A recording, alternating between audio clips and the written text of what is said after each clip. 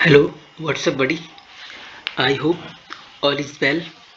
तो आज हम शुरू करते हैं डे 3 में कि सब्जेक्ट और पर्सन किस तरह के डिफाइन किए गए हैं। ठीक है, और फिर अपना पहला जो टेंस है उसको स्टार्ट करेंगे, समझेंगे कि वो किस तरीके से यूज़ किया जाता है अपनी डेली लाइफ में। ठीक है, अपनी हैबिट को और वगैरह को बताने के लिए। ठीक है, तो ये हमने यहाँ पर पॉइंट भी बना रखे हैं। सब्जेक्ट देखेंगे, उसकी डेफिनेशन। ठीक है, उसके बाद वैसे हम ये देख चुके हैं डेफिनेशन तो। ठीक है, फिर उसके बाद देखेंगे ये सब्जेक्ट को पर्सन्स में किस तरीके से डिवाइड किया गया है। ठीक है, उसके बाद हम सीखेंगे प्रेजेंट इंडेफिनिट, अपना पहला टेंस स्टार्ट करेंगे। ठीक है, और सेंटेंस उसके क्या है सब टाइप्स भी देखेंगे कि ये इंडेफिनिट है वो कितने टाइप का होता है, और उसके फिर रूल फॉर्मूला और उसको बनाने का तरीका देखेंगे कि वो ये सब बनते कैसे हैं। ठीक है, तो सबसे पहले मैं आपको ये बता भी चुका हूँ कि सब्जेक्ट क्या होता है। ठीक है, कोई सब्जेक्ट क्या होता है जब हम किसी सेंटेंस में एक्शन कर रहा होता है, जो जो चीज़, उसको क्या बोलते हैं, हम सब्जेक्ट बोलते हैं। ठीक है, जो एक्शन या काम कर रहा होता है, परफॉर्म कर रहा होता है, वो क्या होता है, सब्जेक्ट कहलाता है। जैसे एक्सप्लेनेशन में व्यक्ति या वस्तु काम कर रही होती है। ठीक है, उस चीज़ को हम क्या कहते हैं, वही सब्जेक्ट कहलाती है। यहाँ भी लिखा हुआ है, और उसके बाद ये है, यहाँ पर भी आपको दे रखा है कि सब्जेक्ट में काम करने वाला जो पार्ट होता है ना, वही पार्ट इक्वल टू क्या होता है, उसी को हम सब्जेक्ट कहते हैं। जैसे आई ईट राइस, मतलब मैं खाता हूँ चावल। ठीक है, तो जो काम कर रहा है ना, आई यानी कि यही तो खा रहा है, तो यही क्या है, सब्जेक्ट हो गया। इसी प्रकार सी रीड्स अ बुक, तो सी क्या हो गया, सब्जेक्ट हो गया। अब देखते हैं ये सब्जेक्ट है ना, वो किस तरीके से डिवाइड किए गए हैं। तो इन सब्जेक्ट को ना, ये जो सब्जेक्ट है, इनको तीन इनको तीन जो है पर्सन्स में डिवाइड किया गया है, तीन तरीके से। कैसे डिवाइड किया गया ये देखते हैं। ठीक है, पहला क्या होता है, फर्स्ट पर्सन। इसको क्या बोलते हैं, फर्स्ट पर्सन। फर्स्ट पर्सन क्या होता है, जैसे आई और वी, आई वी होते हैं फर्स्ट पर्सन। क्यों होते हैं, और क्योंकि कौन से होते हैं, तो वो इंसान यानी कि वो सब्जेक्ट जो खुद बोल रहा होता है, यानी खुद के बारे में बात कर रहा होता है, जो बोलता है, वही क्या होता है, फर्स्ट पर्सन होता है। कोई इंसान स्पीच दे रहा है, कोई इंसान किसी से बात कर रहा है, दो इंसान बात कर रहे हैं, तो उसमें क्या हो रहा है, जो इंसान बोल रहा होता है ना उस टाइम पे, वो क्या होता है, फर्स्ट पर्सन बन जाता है। और जिससे वो इंसान बात कर रहा है, सामने वाला व्यक्ति है, जैसे दूसरा सामने वाला उसका दोस्त कोई खड़ा हो, उससे वो बात कर रहा है, तो वो क्या हो जाता है, सेकंड पर्सन हो जाता है, तुम। यानी कि वो कह रहा है कि तुम कहाँ जाते हो, जो इंसान बोल रहा है कहाँ जाते हो, वो तो फर्स्ट पर्सन हो गया। जिससे कह रहा है कि तुम कहाँ जाते हो, तो वो क्या हो गया, सेकंड पर्सन हो गया। और एक होता है थर्ड पर्सन, यानी कि एक इंसान जो बोल रहा है, और जो इंसान उसको बता, दूसरा इंसान जिसको बता रहा है। ठीक है, तो वो क्या बात बता रहा है, कि तीसरे इंसान की बात बता रहा है, कि वो ये काम कर रहा है, वो घर जा रहा है, या वो खाना खा रहा है, वो कल आएगा। तो जिसके बारे में वो बात करेगा ना, वो हो जाएगा क्या, थर्ड पर्सन। दो दोस्त आपस में बात कर रहे हो, तो जो बोल रहा होता है वो फर्स्ट पर्सन, जो सुन रहा होता है वो क्या हो जाएगा, सेकंड पर्सन। ठीक है, और जिसके बारे में वो बता रहा होगा वो हो जाएगा उसका थर्ड पर्सन। ठीक है, इस तरीके से डिवाइड किया गया। थर्ड पर्सन जैसे कौन कौन से होते हैं, ही हो गया, भय, हम भय की अगर बात करते हैं कि भय वो कर रहा है या भय वो कर रही है, या फिर उस इट कह के भी बोल देते हैं मौसम या किसी चीज़ के बारे में। ठीक है, और दे यानी उन लोगों के बारे में, वो एक से ज़्यादा भी हो सकते हैं, कोई किसी का नाम लेकर भी बता सकते हैं कि नाम राम उधर गया है, या राम, या फिर क्या बोलते हैं कि अमन घर जाएगा। इस तरीके से हम किसी तीसरे पर्सन की बात कर रहे होते हैं, तो वो क्या होता है, थर्ड पर्सन कहलाता है। ठीक है, इजी ट्रिक, सिंपल सी बात है। अपने बारे में बात करूँ मैं, तो क्या हो गया, फर्स्ट पर्सन, यानी कि हम बात करें या फिर मैं बात करूँ, तो वो क्या हो गया, फर्स्ट पर्सन। और जिससे बात करना है तुम, वो हो जाएगा सेकंड पर्सन, और वह वो हो जाएगा थर्ड पर्सन। ठीक है, अब देखते हैं अपने सेंटेंस पे आते हैं। पहला जो टाइप है वो प्रेजेंट इंडेफिनिट का। ठीक है ना, तो मैंने आपको पहले बता चुका हूँ कि टेंस जो होते हैं 3 प्रकार के होते हैं, प्रेजेंट, पास्ट, फ्यूचर, ठीक है ना। 3 प्रकार के टेंस हो गए, और इनके जो होते हैं सब टेंस वो 4 प्रकार के होते हैं सभी के। प्रेजेंट के 4, पास्ट के 4, फ्यूचर के 4। प्रेजेंट के जैसे present indefinite, continuous, perfect, perfect और परफेक्ट कंटिन्यूस। इसी प्रकार पास्ट के, इसी प्रकार फ्यूचर के होते हैं, ठीक है। तो प्रेजेंट का जो फर्स्ट सब सेंटेंस है उसको हम आज सीख रहे हैं। तो उसको क्या कहते हैं, प्रेजेंट इंडेफिनिट टेंस, ठीक है। उसकी क्या पहचान होती है, उसमें कैसे क्या होता है, ठीक है, वो देखते हैं। तो इसकी डेफिनेशन क्या है, present indefinite tense daily habits, routine and general truth, ठीक है ना। ये क्या करता है कि अपने जो है रोज के कामों की और अपनी आदतें यानी हैबिट और जो है सच्चाई बताने वाली बातें करते हैं जो डेली लाइफ में होती हैं, ठीक है। नॉर्मली जो बातें सच होती हैं, जैसे जैसे जो है सूरज पूरब से निकलता है, ये क्या है, एक जनरल ट्रुथ है। इस तरीके से जो होती हैं हम इनकी पहचान कर सकते हैं। और नॉर्मली क्या होता है कि एक तरीके से ये भी कहते हैं कि इन सेंटेंस के अंत में जो होता है ता है, ती है, ते हैं, आते हैं। जैसे वह खाना खाता है, वह रोज स्कूल जाता है ना, और वह झूठ नहीं बोलता है। कुछ इस तरीके से ता लगा के एंड में वो सेंटेंस बने होते हैं। तो उन चीज़ों को हम इस तरीके से पहचान सकते हैं। नॉर्मली क्या होता है, वो होती ही यही है कि डेली हैबिट होती है, ठीक है, रूटीन होता है उसमें। डेली रूटीन जैसे कि वह सुबह 5 बजे उठता है, उसके बाद टहलने जाता है, इस तरीके से वो डिफाइन किए गए होते हैं। तो ये आपको उम्मीद है कि प्रेजेंट इंडेफिनिट टेंस क्या होते हैं पता चल गया होगा, ठीक है। और इसमें क्या होता है, जब कोई काम हमेशा होता है तो प्रेजेंट इंडेफिनिट यूज करते हैं। मैंने आपको यही बताया कि जो काम रोज होता है, ठीक है, या हमेशा होता है, वो क्या कहलाता है, प्रेजेंट इंडेफिनिट। और इसके एग्जांपल देखते हैं कि कौन, जैसे और क्या बता सकते हैं हम, जैसे आई गो टू स्कूल डेली, यानी कि मैं रोज स्कूल जाता हूँ। सी कुक्स फूड, यानी कि वह खाना बनाती है। आपके घर में खाना कौन बनाता है, तो जैसे कैसे वह खाना बनाती है, ठीक है। ऐसी सी राइज इन द ईस्ट, यानी सूरज पूरब से उगता है, ये मैं बता ही चुका हूँ आपको, ठीक है। अब इसमें भी क्या होता है, कई पार्ट होते हैं कई तरीके के, ठीक है ना। प्रेजेंट इंडेफिनिट देख लिया। अब इसके भी कई सब सेंटेंस होते हैं। कौन कौन से होते हैं, अफर्मेटिव यानी पॉजिटिव टाइप की, जब हम सीधी सीधी बात कर सकते हैं वह स्कूल जाता है। और उसके बाद इसका नेगेटिव होता है कौन सा, कि वह स्कूल नहीं जाता है, तो इसको अलग से देखेंगे, ठीक है, ये होते हैं। और हम इंटरगेटिव भी होते हैं इसके, जैसे कि क्या वह स्कूल नहीं जाता है, ठीक है। इसमें भी 2 तरीके से पूछ सकते हैं, वह कहाँ जाता है और क्या वह स्कूल जाता है, ठीक है।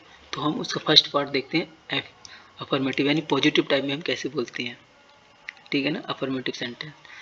तो उसको रूल क्या कहता है, सबसे पहले क्या लगाते हैं हम, सब्जेक्ट लगाते हैं, है ना। सब्जेक्ट अगर क्या है, फर्स्ट पर्सन है ना, और या फिर सेकंड पर्सन है, तब तो हम क्या करेंगे, वर्ब की फर्स्ट फॉर्म प्लस ऑब्जेक्ट लगा देंगे, सीधा सीधा फॉर्मूला लगा देंगे। सब्जेक्ट वर्ब जो कॉमन फॉर्मूला है वो यूज कर लेंगे हम इस तरीके से, ठीक है। अगर सब्जेक्ट क्या है हमारा, थर्ड पर्सन सिंगुलर है, क्या है, थर्ड पर्सन सिंगुलर होगा, तब क्या करते हैं हम, उन सेंटेंसेस की जो वर्ब होती है ना, एक्शन होता है, उसमें एस लगा देंगे या फिर ई एस लगा देंगे, है ना। एस ई एस देखेंगे हम अलग अलग कहाँ लगाते हैं। लेकिन ये आपको पता होना चाहिए कि थर्ड पर्सन आ गया तो वर्ब में एस लगेगा या फिर ई एस लगेगा उसकी वर्ब में, ठीक है। लेकिन ये लगेगा कहाँ, वो हम आप ही देखते हैं। तो ये आपको पता होना चाहिए, थर्ड पर्सन आते ही ये हमें लगाना ही है, ठीक है। जैसे आई प्ले क्रिकेट, ठीक है ना, ये फर्स्ट पर्सन है, इसमें क्या होगा, सिंपल से लगाएंगे हम सब्जेक्ट वर्ब की first form plus object normal लगा देंगे। और जैसे ही थर्ड पर्सन आ जाएगा वह, तो उसमें क्या होगा, वर्ब में एस लगाएंगे या ई एस लगाएंगे, ठीक है। उसके बाद क्या कर देंगे, ऑब्जेक्ट लगा देंगे, जैसे सी प्लेज क्रिकेट, है ना। अब ये देखते हैं कि एस किस में लगाते हैं और ई एस कहाँ लगाते हैं। ये तो हमने देख लिया कि थर्ड पर्सन आते ही एस या ई एस लगाना है, ठीक है ना। बाकी कोई सा भी पर्सन आए, फर्स्ट पर्सन या सेकंड पर्सन, उसमें तो फर्स्ट फॉर्म केवल लगेगी। लेकिन थर्ड पर्सन आते ही एस लगाना है या ई एस लगाना है। इसमें से हम कौन सा और कब यूज करते हैं ये देखते हैं, ठीक है। तो देखो, in third person singular S A S add करना ही करना है, ठीक है। तो नॉर्मली जब वर्ब क्या होती है तो उसमें क्या लगाते हैं, एस लगा देते हैं, नॉर्मल जो वर्ब आती है, ठीक है ना। जैसे एग्जाम्पल में हम देखेंगे, और जब भी हमें ES लगाने की बात आएगी वो कहाँ लगाएंगे, जब हमें वर्ब का जो आखिरी लेटर है वो क्या होना चाहिए, एस हो, SH हो, CH हो, या फिर X हो और O हो, तो उसमें नॉर्मली क्या करते हैं हम ES लगाते हैं, ठीक है ना। जैसे क्या है वॉच, वॉच में लास्ट में क्या आ रहा है, TH आ रहा है, तो TH आने पर हम क्या लगाएंगे, ES उसमें ऐड कर देंगे, तो क्या हो जाएगा वॉचेस, है ना। तो नॉर्मली आपको पता लग गया कि अगर वर्ब का कोई भी लास्ट जो लेटर है ना, कुछ भी हो, इनको छोड़कर कुछ भी हो, तो हम क्या करते हैं, एस लगा देते हैं। और अगर इनमें से कोई है तो ES लगा देते हैं, ठीक है। और एक और है क्या, कॉन्सोनेंट, अगर कॉन्सोनेंट के बाद अगर केवल लास्ट में Y आ रहा हो, ठीक है ना, तो कभी कभी क्या होता है, हम उसको हम यानी प्लूरल में दिखाने के लिए क्या कर देते हैं, हम एक तरीके IES लगा देते हैं, तो क्या होता है ट्राइस, यानी कि वाई रूल कहलाता है ये, ठीक है। जैसे यहाँ पर तो यूज नहीं हुआ है ना, लेकिन क्या होता है, इसको दिखाने के लिए हम क्या करते हैं, IES लगा देते हैं वाई की जगह। और इसका नेगेटिव रूल देखते हैं हम, ठीक है। नेगेटिव रूल देखते हैं, नेगेटिव में क्या कहलाता है, सिंपल सी बात है, जिसमें नॉट आ जाए वो नेगेटिव सेंटेंस हो जाएगा। जैसे वह स्कूल नहीं जाती है, वह खाना नहीं खाती है, तो नॉर्मली हम उसको क्या बोलते हैं, नेगेटिव बोलते हैं। नेगेटिव में आते ही उसमें क्या होता है, हेल्पिंग वर्ब यूज करते हैं हम फॉर्मूला में। क्या फॉर्मूला बन जाता है, उसके बाद उसको सब्जेक्ट लगाते हैं, हेल्पिंग वर्ब डू आएगी और उसके साथ नॉट आ जाएगा तुरंत, यानी कि डू नॉट लगा के बनाएंगे उसको, ठीक है। नेगेटिव आते ही यानी कि, और डज नॉट लगाएंगे, इन दोनों में से कोई एक लगाएंगे। कब लगाएंगे, ये लगाते हैं हम कब, जब हम फर्स्ट पर्सन और सेकंड पर्सन का यूज करते हैं तो डू नॉट लगाएंगे। सब्जेक्ट हमारा फर्स्ट पर्सन और सेकंड पर्सन तो डू नॉट, और थर्ड पर्सन हो तो हम डज नॉट का यूज करेंगे, ठीक है। अब हम देखते हैं, जैसे इसके एग्जांपल हैं, I do not play, I do क्यों आया यहाँ पर, क्योंकि ये फर्स्ट पर्सन है, प्लूरल की बात हो रही है, यानी कि प्लूरल आता है तो डू नॉट, और सिंगुलर आता है तो डज नॉट, ठीक है। तो इसमें क्या हो गया, आई को क्या होता है, प्लूरल में काउंट किया जाता है। ऐसे ही सेकंड जो है सी क्या है, थर्ड पर्सन में आता है, सिंगुलर में आता है, तो इसमें क्या इसके साथ क्या होएगा, डज का यूज करेंगे। नेगेटिव है तो नॉट लगा के यूज कर देते हैं, ठीक है ना। सी डज नॉट प्ले, वह नहीं करती है। और इसके बाद देखते हैं, ये इंटरोगेटिव सेंटेंस है, इसमें क्या है, फर्स्ट टाइप देखते हैं। इंटरोगेटिव क्या होते हैं, दो तरह के होते हैं, एक फर्स्ट टाइप इंटरोगेटिव और एक सेकंड टाइप इंटरोगेटिव।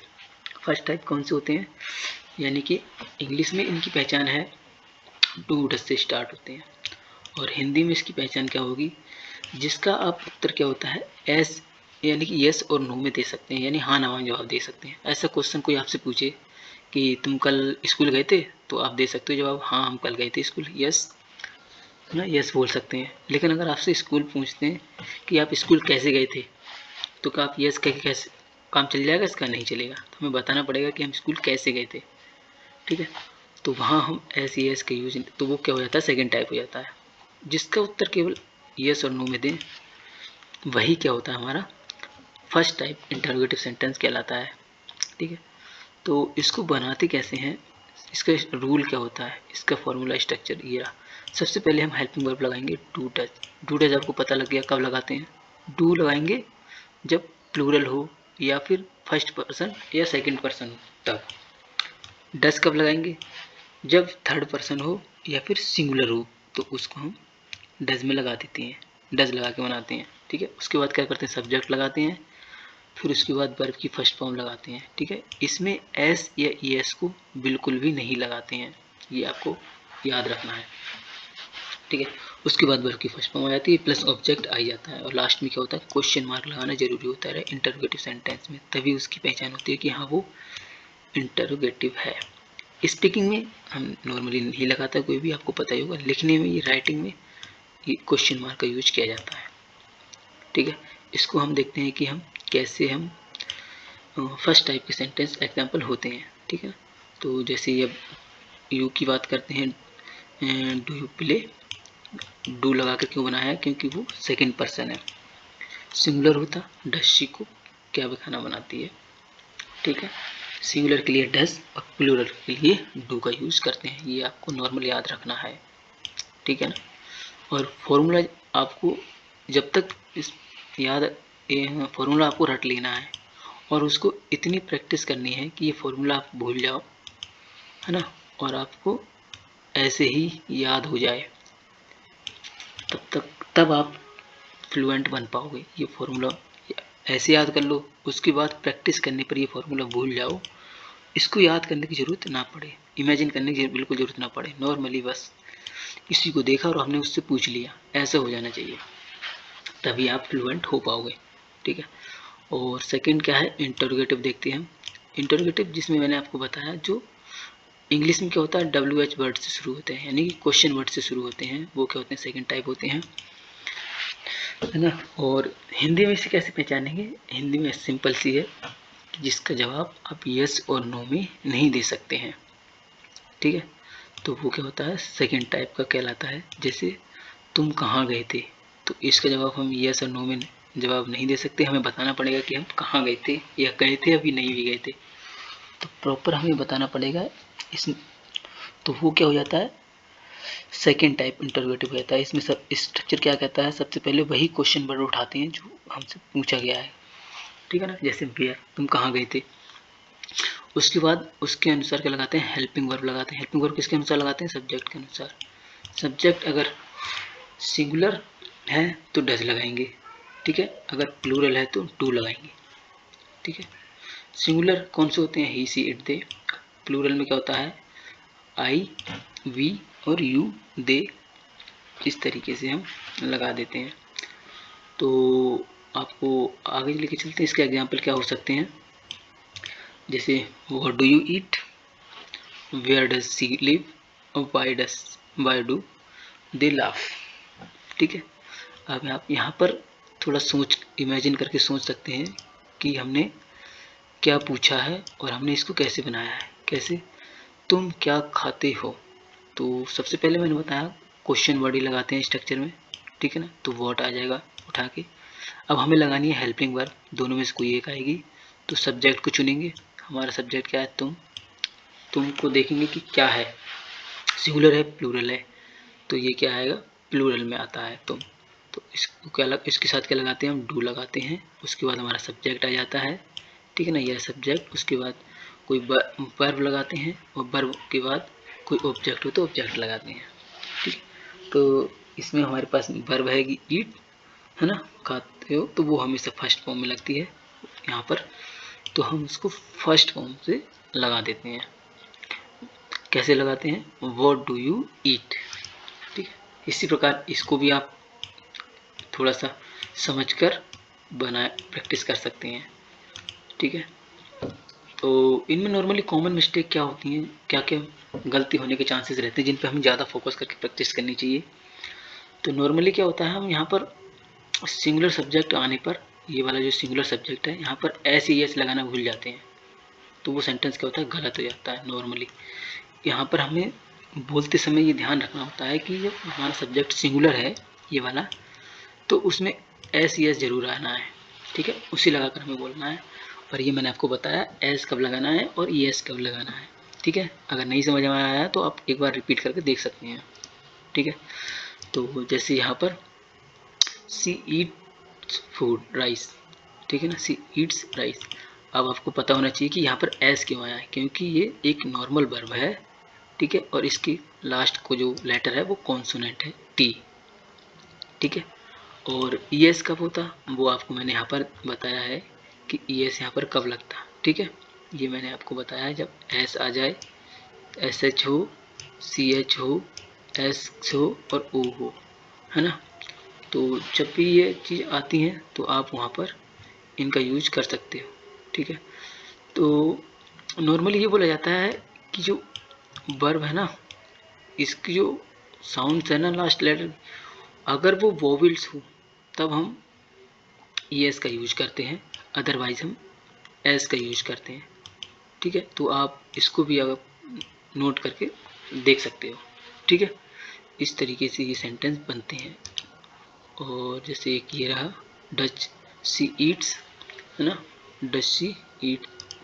तो और एक ये है डच सी ईट, ठीक है। इन दोनों में क्या डिफरेंस है और क्या गलती है ये आप पकड़ सकते हो। कैसे?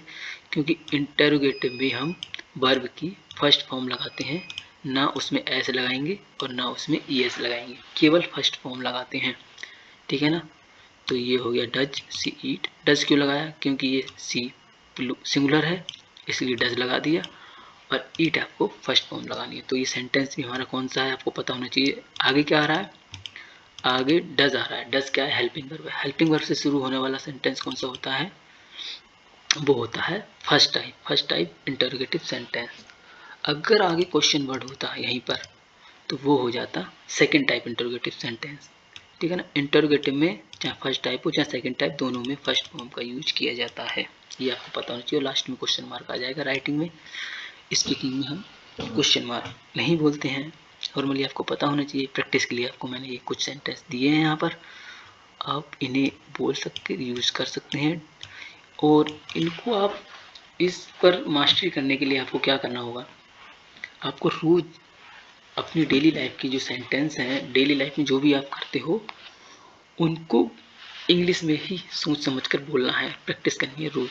10 में से कम 10 सेंटेंस इंग्लिश में बनाने की कोशिश करनी है, जितना पॉसिबल हो सके जो हम करते हैं। जैसे मैं सुबह 5 बजे उठा तो, है ना, उसके बाद मैं नहाने गया, खाना खाया, ब्रेकफास्ट किया वगैरह, और फिर मैं स्कूल जाता हूँ। इस तरीके से जो भी आप काम करते हो उसको आप डेली लाइफ में इंग्लिश में बोलना है। तभी आपको जो है आपकी ज़ुबान पर जो है इंग्लिश सेट हो पाएगी। आप सोचना अपने आप शुरू कर दोगे इंग्लिश में। जब आप अपना एक सेंटेंस हमेशा डेली इंक्रीज करोगे, डेली लाइफ में जो काम कर रहे हो उसको इंग्लिश में कन्वर्ट करने करोगे तब, ठीक है। इससे क्या होगा? आपकी जो हिंदी की जो हैबिट है वो धीरे धीरे इंग्लिश में कन्वर्ट हो जाएगी। तो आपकी जो नेटिव लैंग्वेज है ना हिंदी, है ना, उस पर क्या होगा? उसमें जो है इंग्लिश में कन्वर्ट होने लग जाएगी धीरे धीरे, और आप इंग्लिश बोलना सीख जाओगे। इस तरीके से आगे हम प्रैक्टिस कर ही रहे हैं कि आगे पास्ट की कैसे बनाएंगे और फ्यूचर की कैसे बनाएंगे। तो नॉर्मली मैंने आपको बताया इंडेफिनिट का अफर्मेटिव, ठीक है ना, नेगेटिव, इंटरोगेटिव। तो ये सब आपको पता होना चाहिए। अब आप डेली लाइफ के जो भी सेंटेंस हैं उनको कैसे बना सकते हो ये आपको पता लग गया होगा, ठीक है। अगले सेंटेंस में हम क्या करेंगे? कंटिन्यूस को देखेंगे। जब कोई इंसान काम कर रहा है लगातार, उसको हम कैसे बनाएं, ठीक है। तो तब तक मिलते हैं नेक्स्ट वीडियो में, ठीक है। उम्मीद है आप अपने डेली लाइफ के सेंटेंस की प्रैक्टिस करोगे कि आप कैसे बनाएं, ठीक है। आप जो भी काम कर रहे हो उसको बोलने की प्रैक्टिस करनी है, बस अपने आप आ जाएगा ये सेंटेंस। इतना करना है कि डू डच के साथ खेलना आ जाए आपको, बस डू कहाँ लगेगा, टच कहाँ लगेगा, ये आपको इंग्लिश में बोलते समय सोचना ना पड़े, फॉर्मूला याद ना रखना पड़े, है ना, तब आप सीख जाओगे। तो ठीक है, मिलते हैं नेक्स्ट वीडियो में। तब तक के लिए गुड बाय। और चैनल को सब्सक्राइब नहीं तो कर सकते हैं आप। अगर वीडियो देखते हैं, सीखते हैं, तब इसको सब्सक्राइब करें। नहीं तो अगर नॉर्मली आप ये नहीं सीख रहे हैं तो कोई दिक्कत नहीं है। आप चलो फिर मिलते हैं, और उम्मीद है आप प्रैक्टिस करेंगे, ठीक है। बाकी मैं आपके लिए प्रैक्टिस सेट लाता रहूँगा, ठीक है। इंग्लिश की स्पीकिंग की कौन कौन सी सेंटेंस जो हमारे सेंटेंस होते जाएंगे उनकी प्रैक्टिस सेट में लाता रहूँगा, ठीक है। तो मिलते हैं नेक्स्ट वीडियो में।